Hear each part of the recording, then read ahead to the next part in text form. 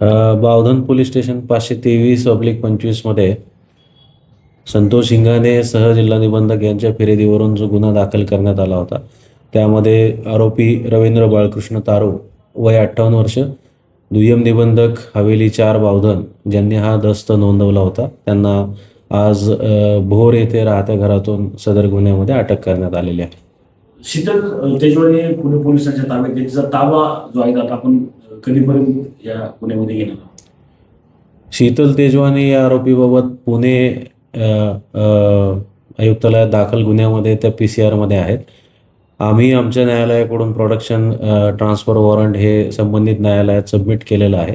तेथील PCR संपताच त्यांना आम्ही वर्ग करून घेणार आहोत. रवींद्र तारूचा जो आहे तो यामध्ये काय नक्की रोल जो आहे तो गुन्ह्यामध्ये आहे त्या अनुषंगाने काय तपास झालेला आहे? आतापर्यंत प्राप्त कागदपत्राची पडताळणी केली. त्यामध्ये सदर दस्तची नोंदणी जी झालेली आहे ती दुय्यम निबंधक रवींद्र तारू यांनी त्यांच्या अधिकार क्षेत्रात केली होती आणि त्या अनुषंगाने त्यांना अटक केलेली आहे.